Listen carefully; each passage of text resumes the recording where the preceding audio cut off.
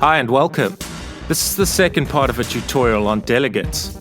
If you haven't yet viewed the first part of this tutorial, please use the card that can be accessed in the top right corner of your screen to navigate to the first part of this tutorial. You don't need to watch the first part to follow along with the code example in this video, but if you are new to delegates, it would be beneficial to view the first part of this tutorial on delegates. A link to the first part of this tutorial can also be found below in the description. If you haven't yet subscribed, please consider subscribing and ring the bell to be notified of future content on advanced C# topics and more. Please note that this tutorial is going to be quite code intensive, and I will be going through the code creation process fairly quickly. If you are struggling to follow along, my advice would be to download the code from GitHub and use this video as a guide. A link to the relevant GitHub repository is available in the description. The purpose of this video is to help you understand delegates and how they can be applied in code, and also how certain code design principles should be adhered to in order to create reusable, extensible, clean and easy to maintain code. Basically, we are going to build a club membership registration form and use delegates to implement field validation functionality. The advantage of using delegates for this purpose is that these delegates can be reused to validate fields for other forms that we may wish to add to our application in the future. This alludes to how delegates can facilitate extensibility of our design. We are effectively going to decouple validation from any one particular form. These delegates will be enabled to be reused to validate any appropriate fields for any form. So we have highlighted two advantages that can be gained through the use of delegates: code reuse, adherence to the code principle of DRY, which is an acronym for Don't Repeat Yourself, and code design flexibility. So in this example, we'll build a basic application using C# and the .NET console project template. We'll use SQLite to store the data entered into our user registration form. We will then create a login form and write code to authenticate the user by validating the user's login information against relevant data stored in a table in a SQLite database. If you are not familiar with SQLite, please navigate to this URL for more information. You can also download a SQLite client application named SqlLite Browser from this location.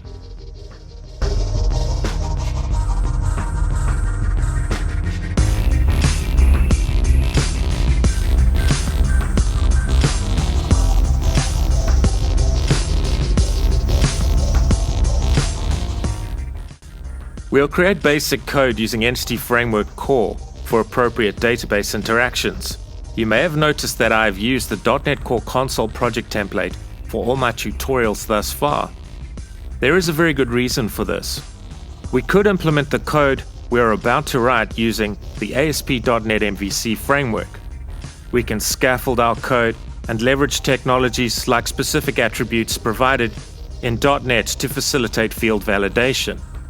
Separation of model views and controllers and functionality like Dependency Injection is inherently taken care of for us in the ASP.NET MVC framework. Please don't misunderstand me. Frameworks like ASP.NET MVC facilitate rapid application development, and I am a proponent of using such frameworks. The only problem is we run the risk of not fully understanding the underlying design and code principles that are abstracted away by such frameworks. We can easily and effectively develop web applications, for example, using frameworks such as ASP.NET MVC, without understanding the fundamental underlying principles that make such frameworks so effective. So because the .NET Core console project template doesn't spoon feed us, as it were, it can force us to think about fundamental design principles that facilitate, for example, code reuse, separation of concerns, the implementation of code design flexibility, and Dependency Inversion Principle. With all that said, let's look at a bird's eye view of what our basic application will look like. We'll start with the main .NET Core console project. We'll then create a standard class library project which will be referenced by our main .NET Core console project. The .NET standard class library project will be named Field Validator API and will contain two classes. One class will be named Common Field Validator Functions. It will contain a number of delegates which will encapsulate functionality for common validation, like for example, required field validation string length validation, pattern match validation, field comparison validation, and date validation.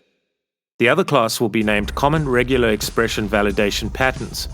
This class will contain a number of common regular expression patterns that can be leveraged in our application. For example, a regular expression pattern used for validating an email address, a pattern that can be used to validate UK postcodes, a pattern that can be used to validate UK phone numbers, and a pattern for validating strong passwords. Within the main project, the .NET Core Console project, we'll create 4 folders. A folder named Data to store data-related classes and interfaces, a folder named Field Validators to store interfaces and classes relevant to field validation, a folder named Models to store our data structures. In this application, we are only going to implement one data structure, which will be a class containing user registration-related properties. And lastly, a folder named Views.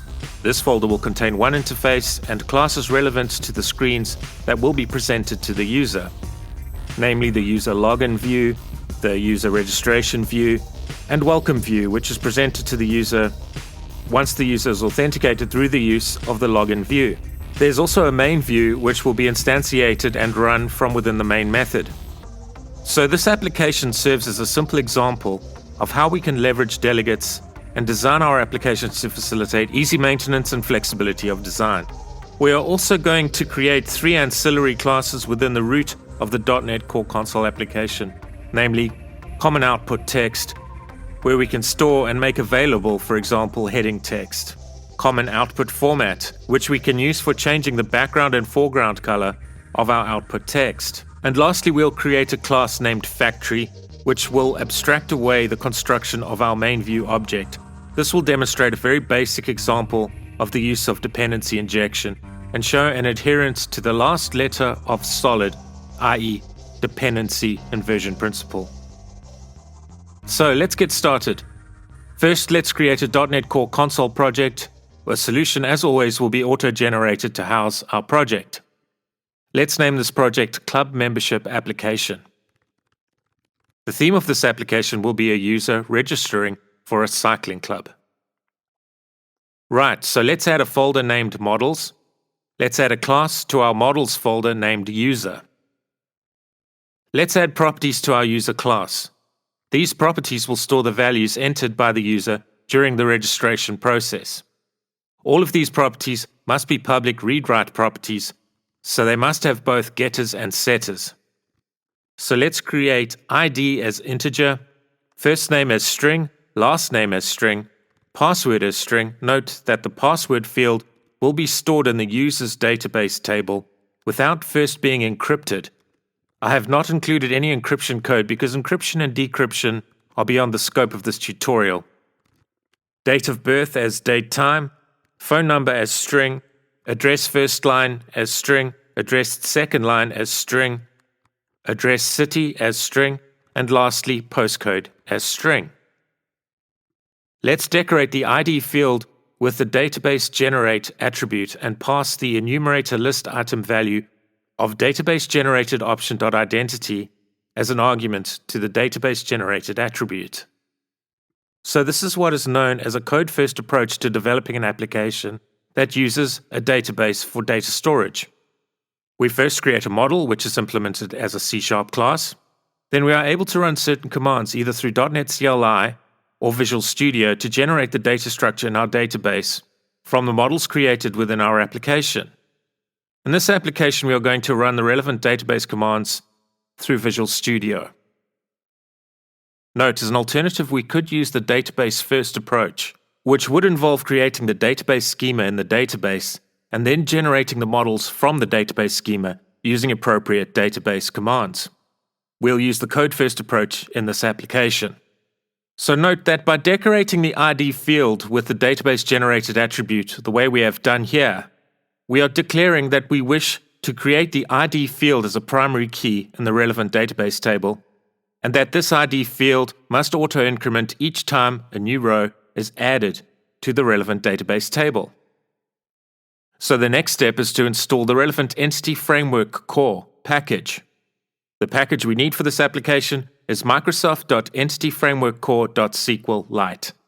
So let's browse for the relevant Nuget package using the Nuget Package Manager facility provided within Visual Studio. And let's install the Microsoft.EntityFrameworkCore.SQLite package.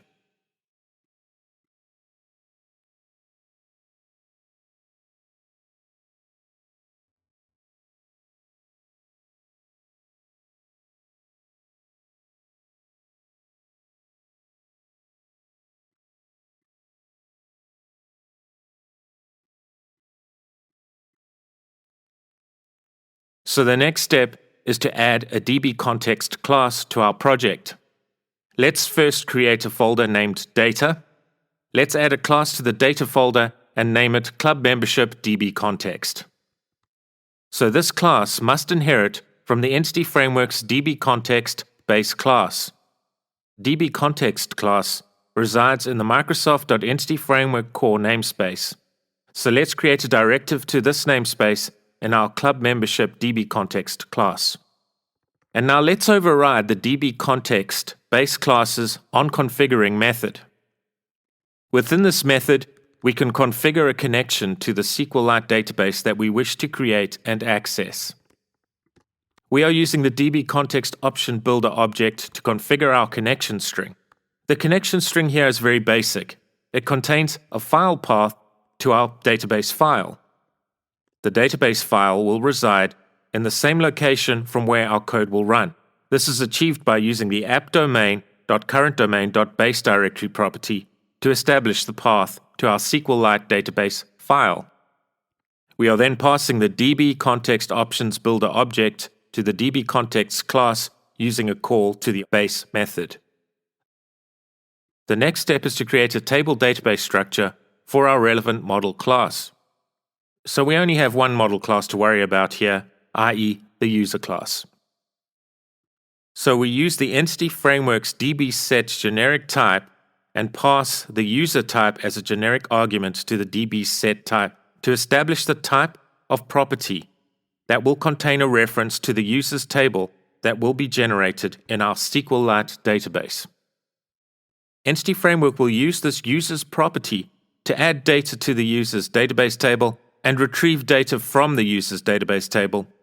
We could also use the users property to update data within the users database table, but we won't need to implement database record updates in this application. So before we run the update-database command within Visual Studio's Package Manager console facility, we need to create what is known as a migration. So we can use the add-migration command for this purpose like this.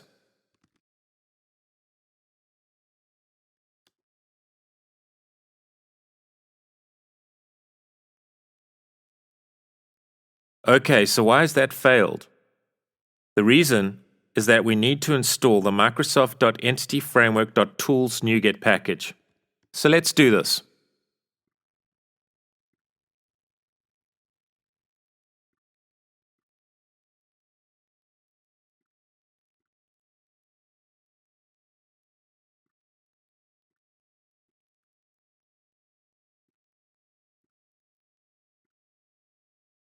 Let's try to create the migration again.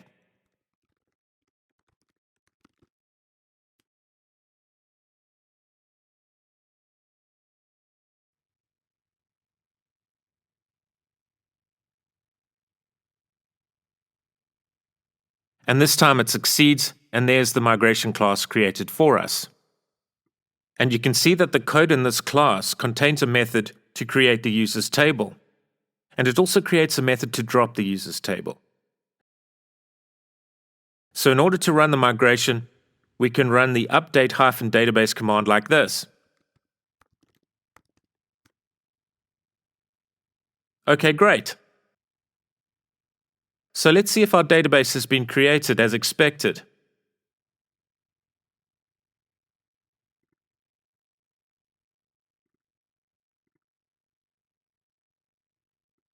And it has, great. Let's open the database in the SqlLite Browser client facility to see if our users table has been created as expected. And it has. Excellent. So now let's create a project that will serve as an API, providing reusable validation functionality.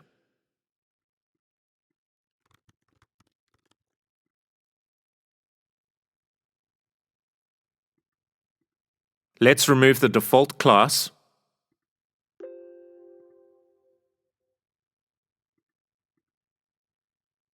And let's create a class named Common Field Validator Functions.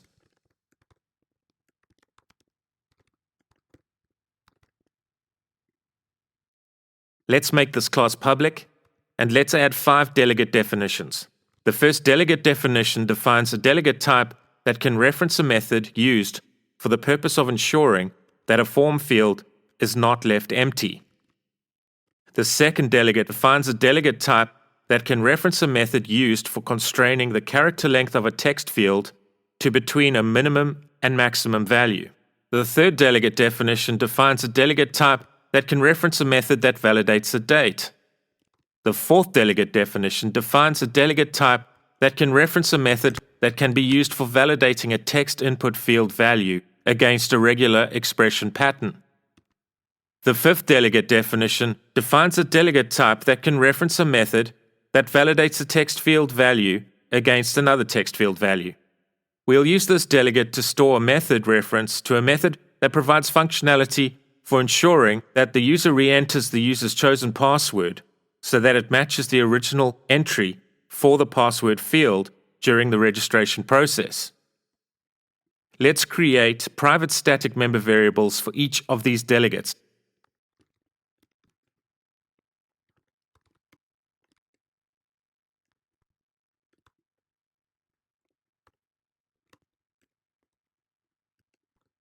Let's create the method implementations for each of these delegates, namely required field valid,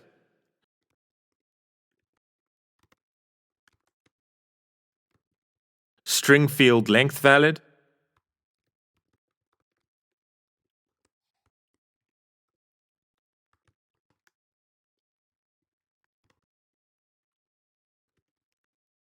date field valid,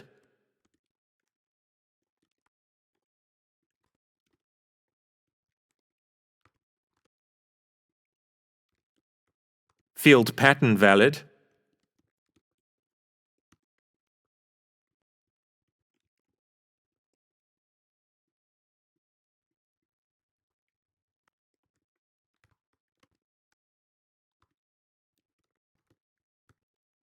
and field comparison valid.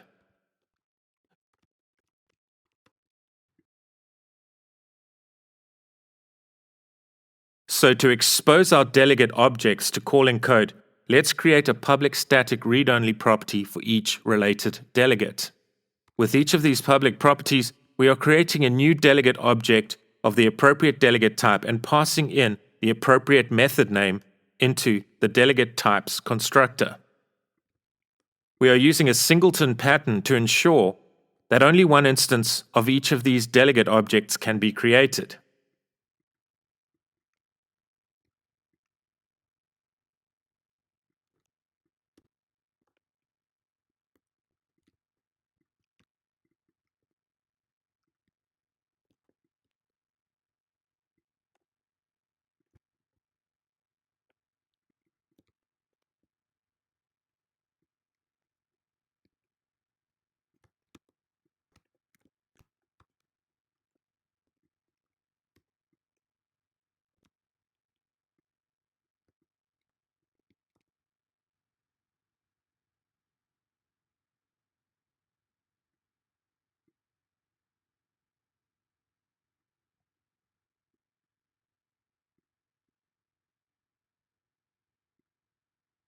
So let's create a class and name it Common Regular Expression Validation Patterns.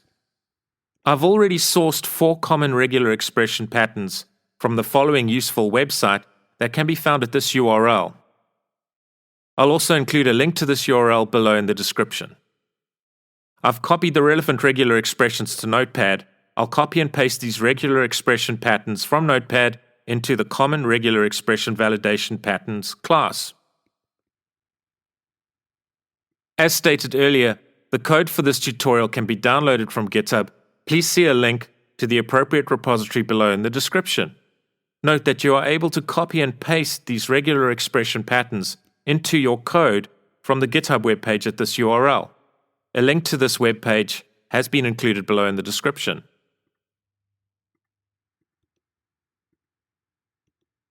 Okay, so let's create a directory named Field Validators. This directory will contain field validator classes. Each validator class will correspond to a particular view. We'll create the view classes in a bit. Let's first create an interface named iFieldValidator. Let's make this a public interface. So within the club membership application.fieldValidators namespace, let's create a delegate definition named fieldValidatorDel. This is a very important delegate as it can reference a method that validates fields for any form.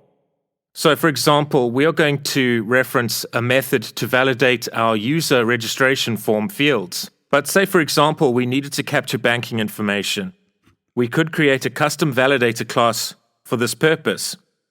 And within a newly created banking form view class, we could reference an appropriate validator object derived from the validator class and use this validator object to validate the banking-related fields. So we will be using this delegate definition to create a delegate that references a method for validating fields presented to the user in our user registration view class.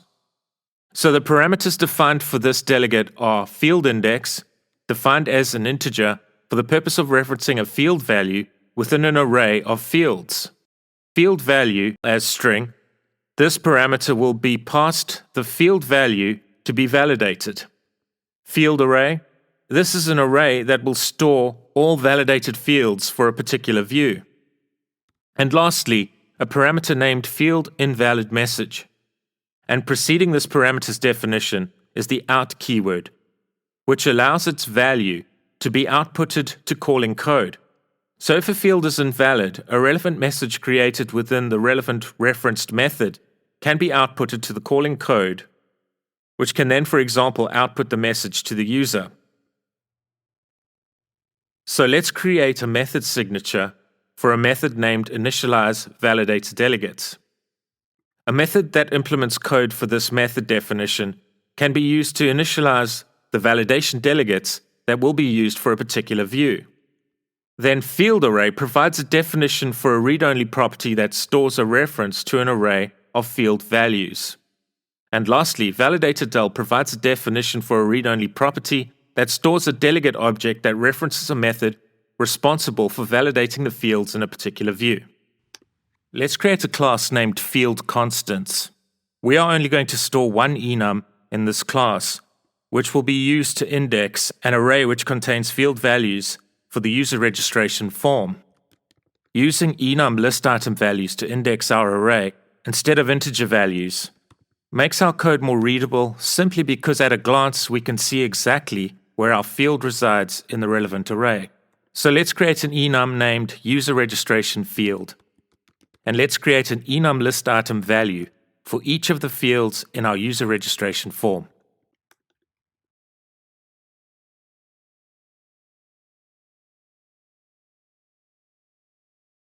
Great. So let's create a class that implements the iFieldValidator interface. So this class is named userRegistrationValidator. Let's define 4 constants at the top of the class. These will be used a bit later to validate our first name and last name field lengths.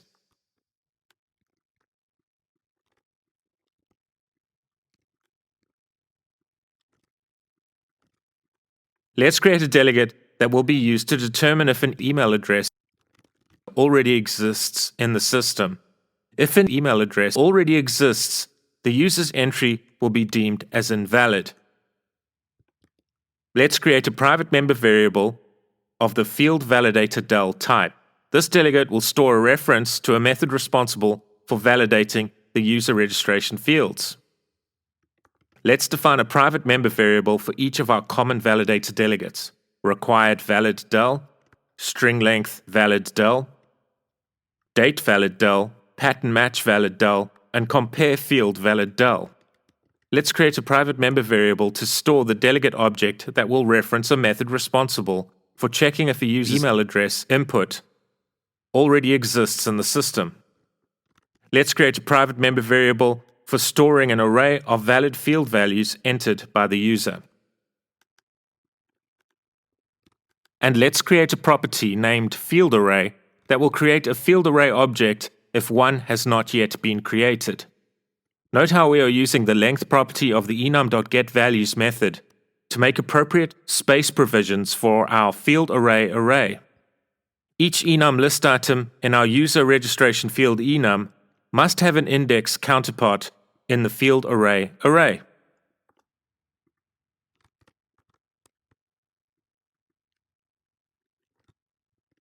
Let's expose the Validator del delegate through a public read-only property.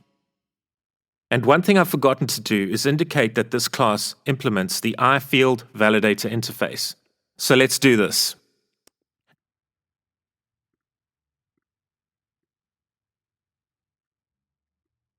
And now let's initialize the appropriate validator delegates within the initialize validator delegates method. Here we are referencing the delegates already wired up to their appropriate methods created for us in the common field validator functions class, which resides in the Field Validator API project.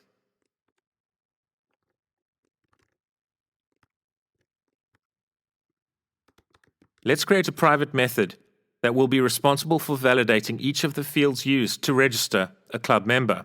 This method will be referenced by the field validator del delegate.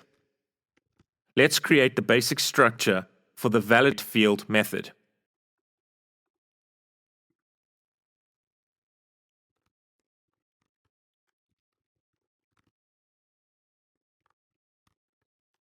Let's wire up the ValidField method to the field validator del delegate within the initialize validator delegates method. Okay, let's implement the code for the ValidField method. Let's first convert the field index parameter to the user registration field enum for the purpose of creating more readable code.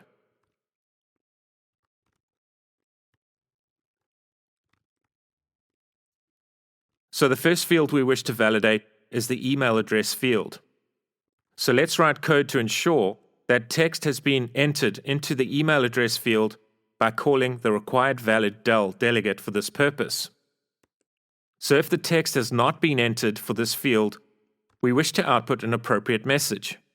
To do this, we can set the field invalid message parameter to an appropriate message. Note that the field invalid message parameter contains the out keyword in its definition, which means its value can be outputted to the calling code. So we also want to ensure that the user's email address input conforms to an appropriate regular expression pattern used for validating email addresses. We can do this by using the pattern match valid del delegate. And if the user has entered an email address but it is not in a valid format, we want to set the field invalid message output parameter to an appropriate message.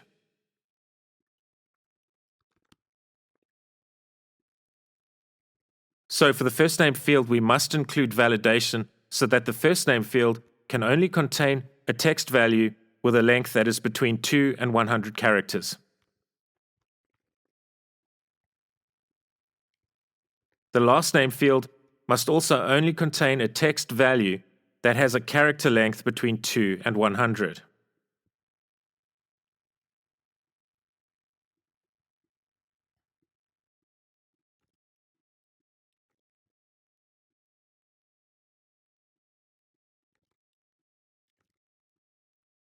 The password field must contain a value that conforms to the following rules. It must contain at least one small case letter, one capital letter, one special character, and must be between 6 to 10 characters in length. An appropriate regular expression pattern is used to validate the password. The password compare field must contain a value, and its text value must be an exact match to the password field.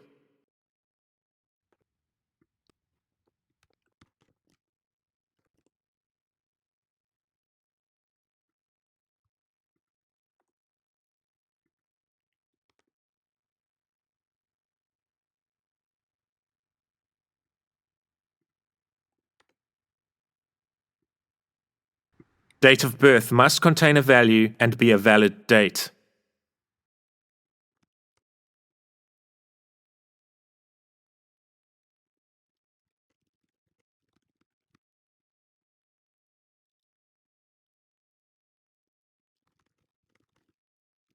The phone number field must contain a value that conforms to a pattern defined for a valid UK phone number.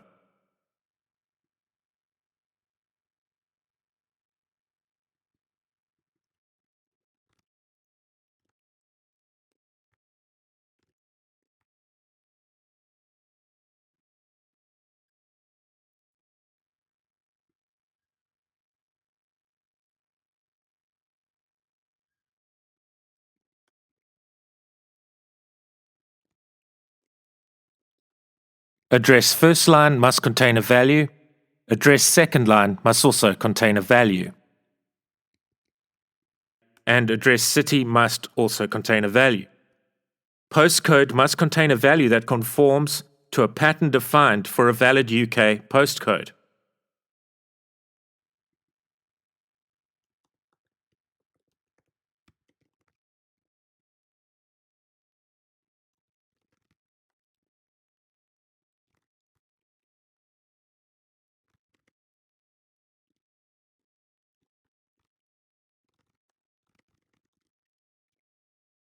And you can see that the method returns a Boolean expression.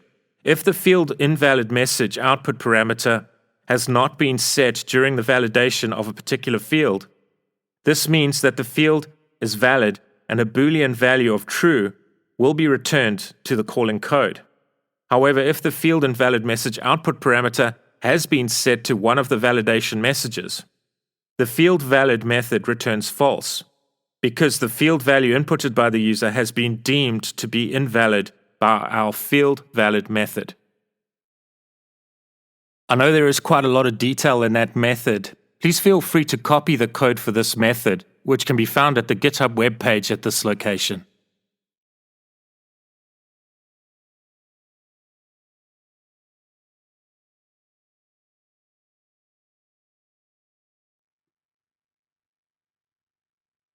Okay, so let's go back to the data folder. Let's add an interface named iRegister. Let's add a method definition named register that contains a string array parameter. The method that implements code for this method definition will accept a string array argument which will contain valid field data inputted by the user. And this field data will be saved to the users table in our SQLite database. This method definition must also return a Boolean value. Then let's create a method definition for a method that will be referenced by a validation delegate. The delegate will be executed in order to check if the email address entered by a user already exists in the database table named users. This method definition provides a definition for a method that contains a string parameter and returns a Boolean value. Right, let's create another interface and name this interface iLogin. This interface defines one method definition for a method that accepts two string arguments and returns an object of type user.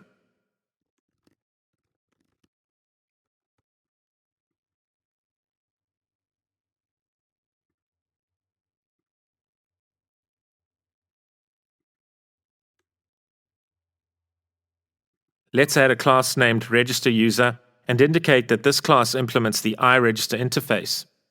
So let's provide a code implementation for the register method. Let's instantiate a Dbcontext object from the club membership Dbcontext class within a using block. Let's create a user object and set its properties so we can save its values to the user's database table.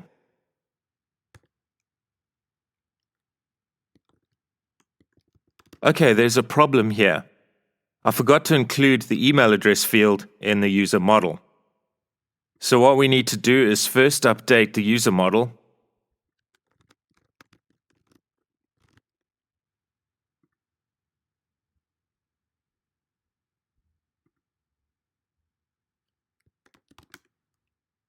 Then we need to add a migration.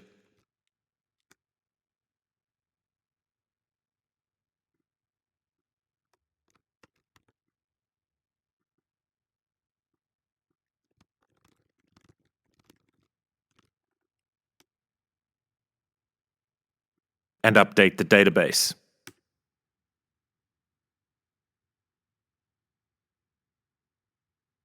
Let's use the SQL Browser client application to see if our email address column has successfully been added to the user's database table.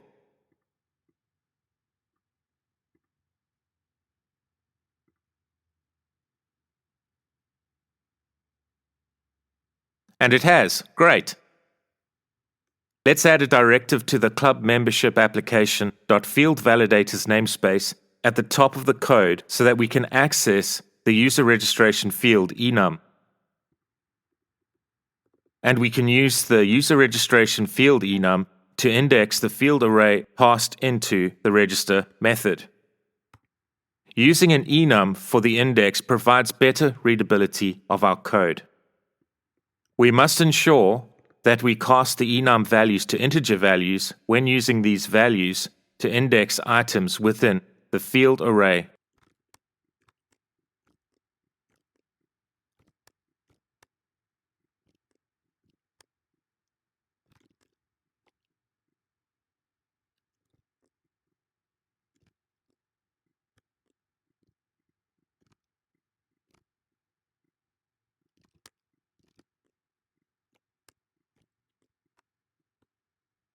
Once we have finished creating the user object, we can save it to the user's database table.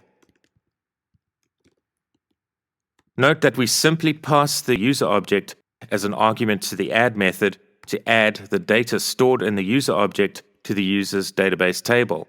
And to confirm our intention, we must call the saveChanges method on the Dbcontext object to save the data stored in the user object to the user's database table.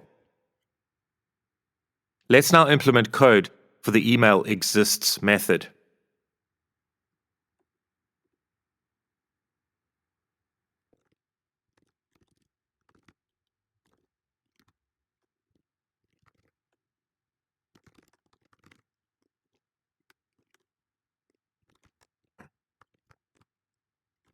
We can use the AnyExtension method provided in the system.link namespace to check if the email address text value passed into the method already exists within the user's database table.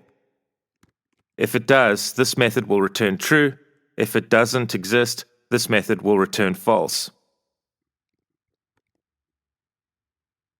And we can now go back to the user registration validator class and wire up the email exists method to the email exists del delegate. First, let's make sure that the register object derived from the register class that we just created is passed into the user registration validator class's constructor. Then let's wire up the email exists method provided in the register class to the email exists delegate within the initialize validator delegates method.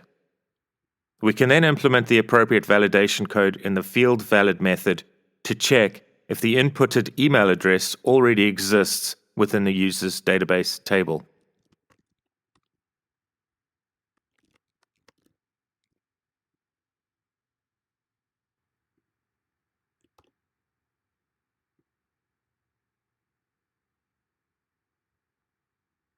Okay, so before we create our view classes, let's create two ancillary classes.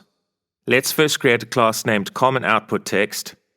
Let's create and implement three read-only static properties. One for returning the main application heading, one for returning a heading for the user registration view, and one for returning a heading for the user login view. So let's create three corresponding methods that write these headings to the console screen. Write main heading,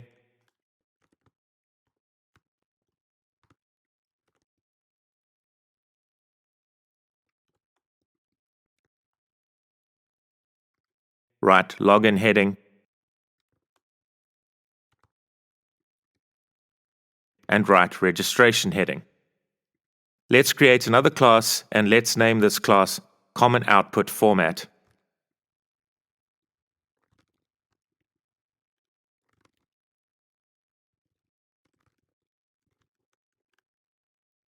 Let's create an enum named FontTheme with three enum list item values, namely default, danger, and success. Let's create a method named changeFontColor that contains a parameter of type fontTheme. So if the font theme is equal to danger, let's make the output font color red, and let's make the foreground font color white. If the font theme is equal to success, let's make the background color green, let's make the foreground color white. Else if the font theme is equal to default, let's reset our console screen to its default color settings. Right, let's create our view classes. Let's create a folder named Views. Within the Views folder, let's create an interface named iView. Let's make this a public interface. Let's create a method definition named runView, which contains no parameters and does not return a value. Let's create a property definition of type iFieldValidator.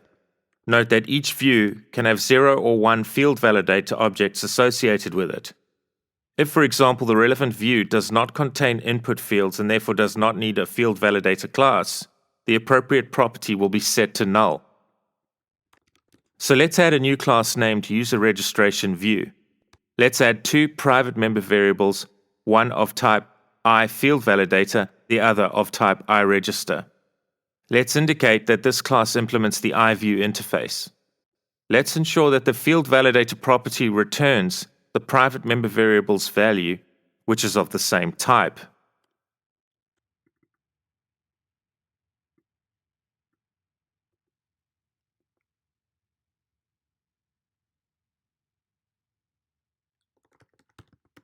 Let's create a constructor.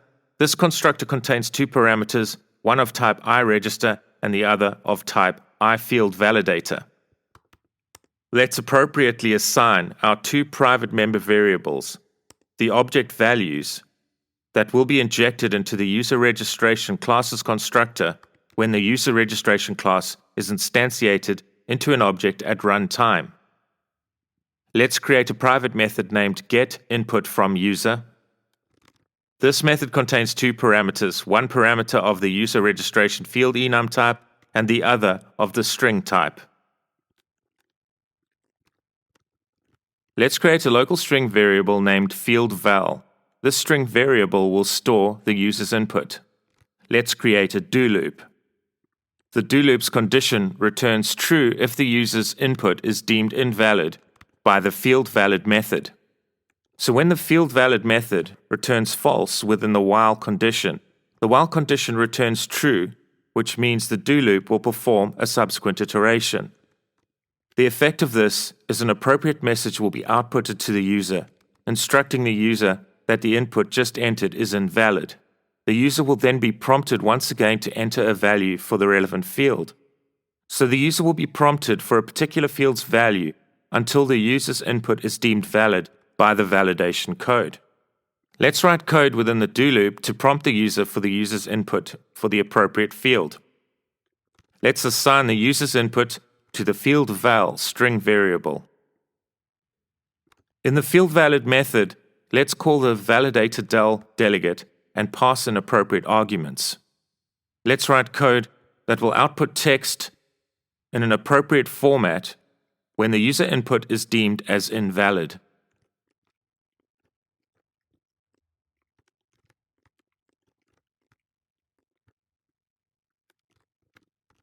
Let's write code in the runView method that will assign the user's input to a space within the field array if the user's input is valid.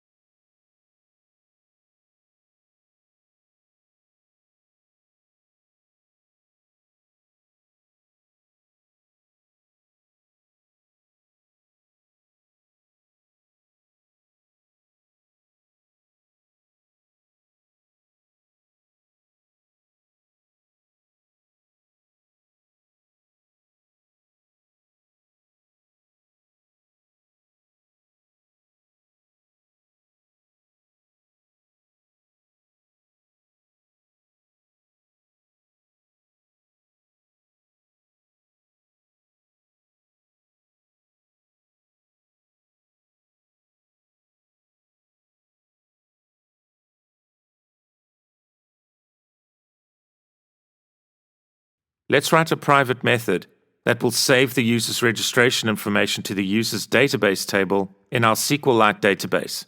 Let's call the register user private method from the run view method. Okay, so let's create the login view. Let's add a class to the views folder named user login view. Let's write code to indicate that we want the user login view to implement the iView interface. Let's auto-generate the iView members that we must implement. Let's set the field validator property to null because in this code example, we are not going to include validation on the login fields. We could add a custom validator class and implement validation code for the fields of this login view if we chose to do so. But in the interests of time, let's omit this functionality. Let's create a constructor that contains a parameter of type iLogin. Let's create a private member variable of the type iLogin. Let's assign the object argument that will be injected into the user login view class's constructor during the instantiation of the user login view class to this private member variable. So within the run view method, let's first write the application heading to the screen, and let's then write the login heading to the screen. So let's make sure we are writing the main heading to the screen within the run view method of the user registration view class. Let's go back to the user login view class. Let's write code to prompt the user for the user's email address. Let's assign the user's input to a local string variable. Let's write code to prompt the user for the user's password. And let's assign the user's input to a local string variable. Let's call the login method on the _login user object and pass in the two local variables containing the user's input into the login method. And this method returns a user object if the user is authenticated. So we need to check if the user object is not null, which means the login has been successful. And we'll write a to-do comment for now to indicate that we wish to implement code here to run the welcome view when the login is successful. We'll create the welcome view class in a bit, then replace the to-do comment with the code to run the welcome view. Else if the login is not successful, we'll simply clear the screen and output a message stating that the user's entered credentials do not match any of the system's records. So let's create the welcome view.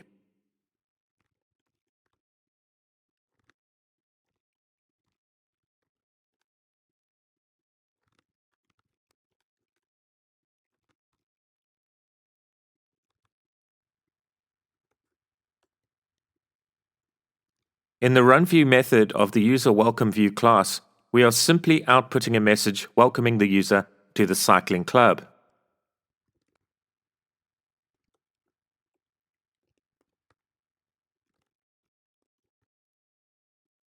And let's replace the to-do comment in the runView method in the login view class with code that creates a user welcome view object that invokes the runView method, which displays a welcoming message to the user on the console screen. So let's create the main view class.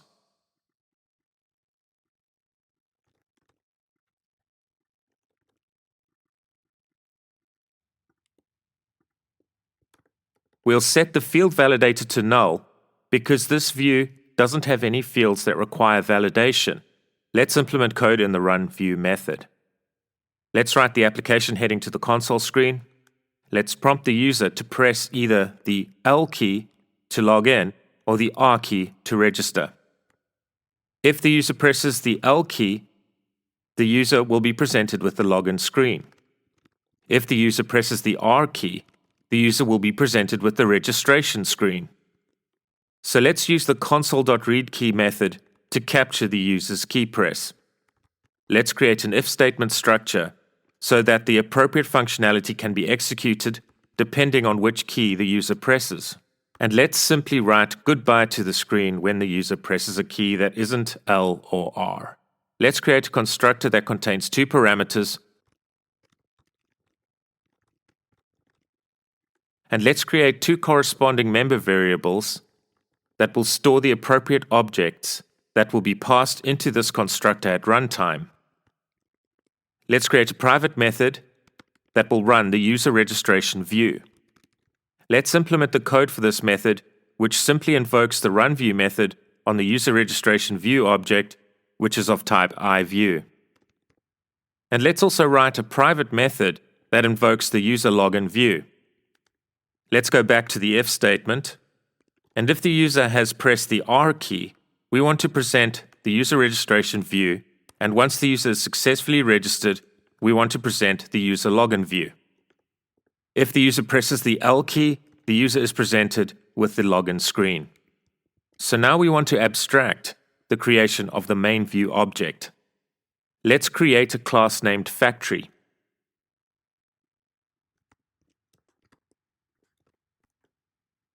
Let's make it a public static class.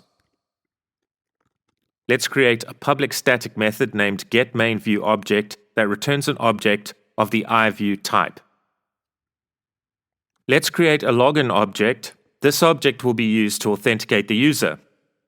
But it looks like I forgot to implement the authentication logic. So let's create a class within the data folder and name it loginUser. We are going to need two namespace directives in this class.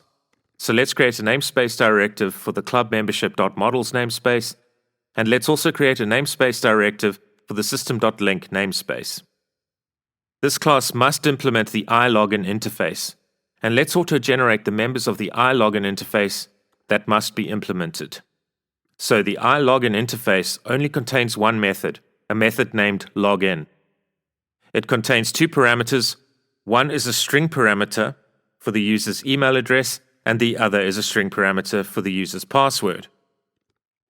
And now we can simply write code that compares the user's email address and password with the records stored in the user's database table in our SQLite database. If the user is registered with the application, the first or default extension method returns a user object. If the user is not registered with the application, null is returned.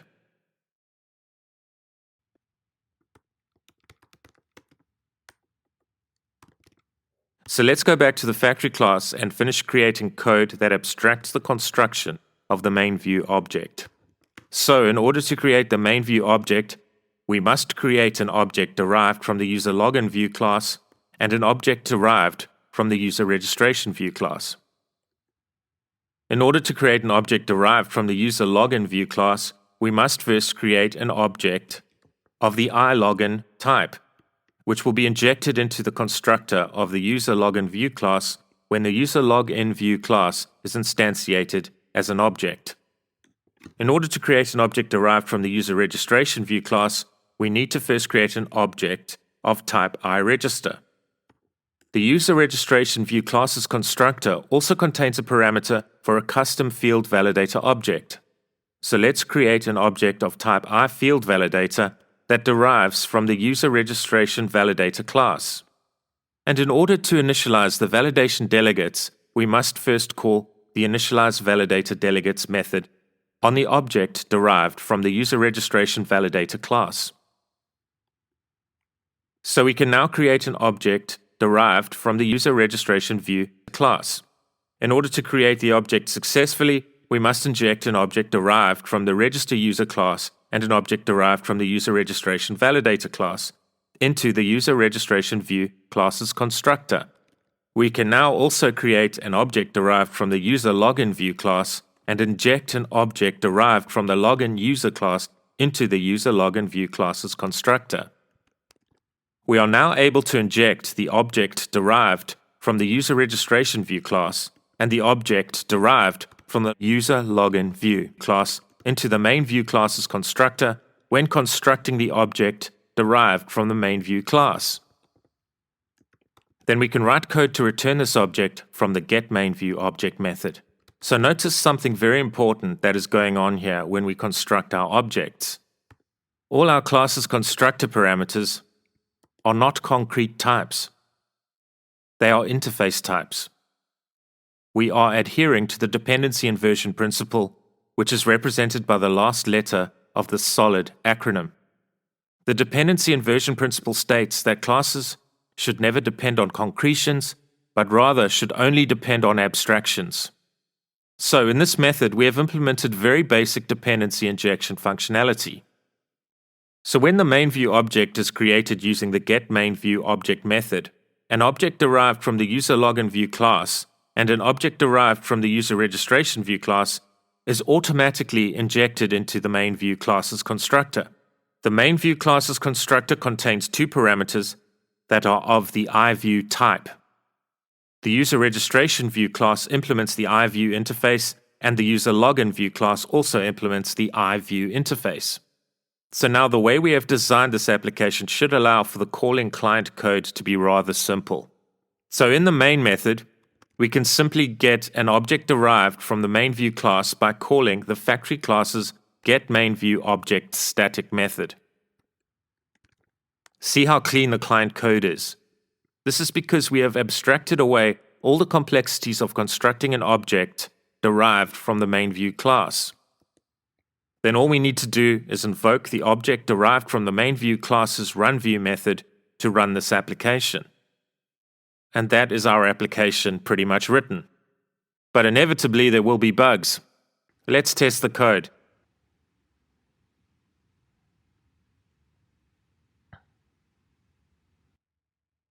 Let's press the R key so that we are presented with the user registration view where we'll register a user's information. So let's leave the email address field blank and press enter. Okay, and the required field validation message should have been presented. So why has this not worked?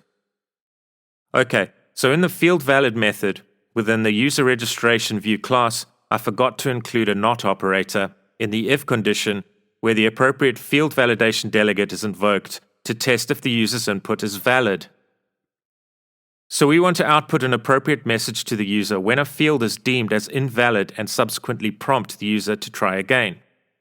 Let's test the fix and this time step through the code to make sure that the code is doing what we expect it to do. So let's once again leave the email field blank.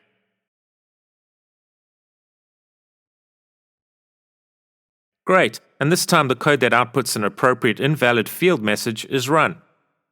And what happens if we enter a valid field value on our second attempt at entering an email address?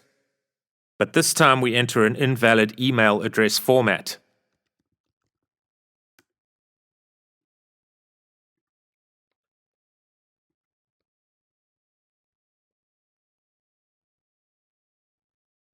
Great, that is working as expected. And now let's enter a correct email address.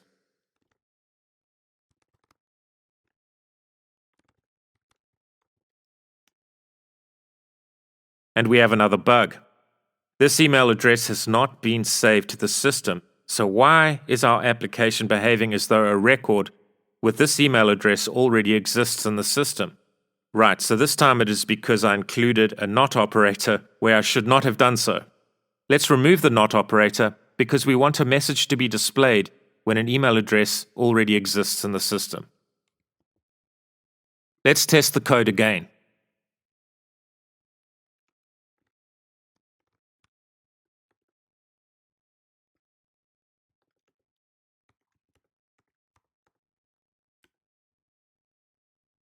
Great, that is working as expected. So I don't like the formatting of the prompts at the moment. I want the user to enter the user's information on the same line as the prompt text. So let's make the appropriate fixes. Let's use the console.write method rather than the console.writeLine method to prompt the user for the user's input. And let's append a colon followed by a space to the prompt text for each of the user's input prompts.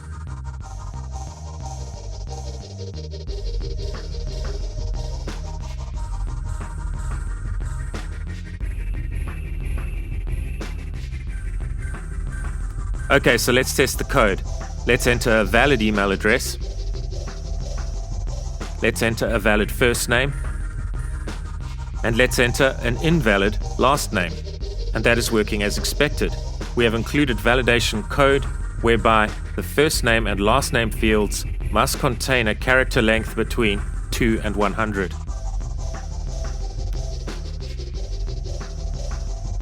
This time, let's enter a valid last name.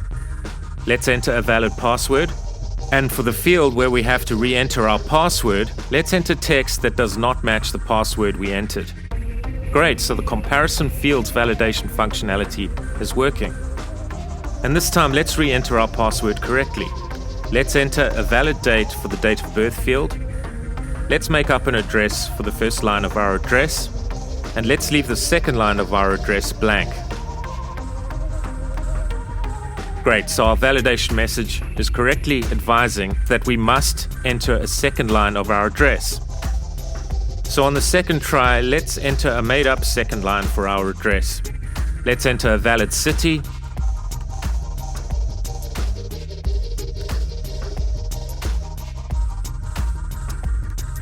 And let's enter a postcode in a correct UK postcode format. Great, so we have successfully registered Carl Smith as a member of the cycling club. So let's press any key to continue to the login screen. And let's enter our credentials.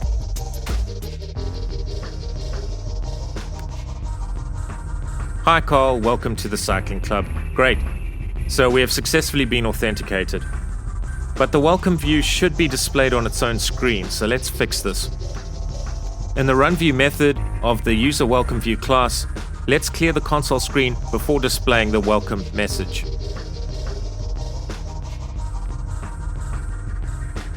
So I've noticed that we are not being prompted for a phone number, so let's navigate to the runView method in the user registration view class and ensure that the appropriate functionality for the phone number field is added.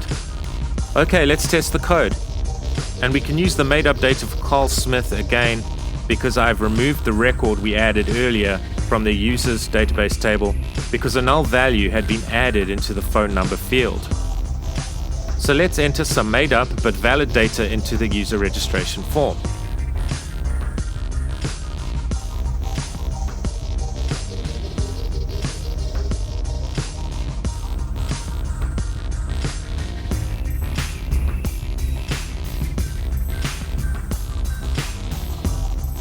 And let's open our SQLite database named clubmembershipdb.db in the SqlLite Browser client application.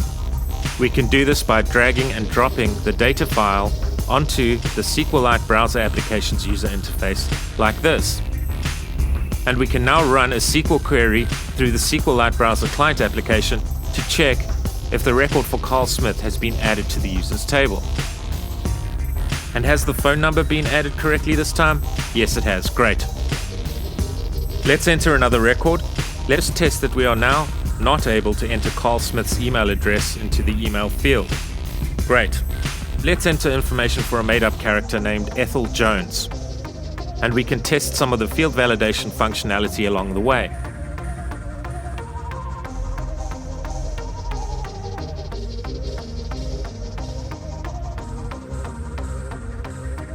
Okay, let's log in as Ethel Jones.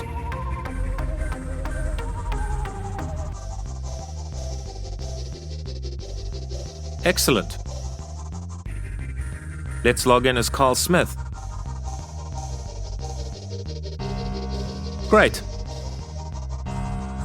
Please consider subscribing to this channel for content on advanced C# concepts and much more. And please ring the bell so that you'll be notified of new video releases. Please hit the like button if you feel you have gained value from viewing this video. It really does help support the channel. Please feel free to share this video with anyone you feel may benefit from its content.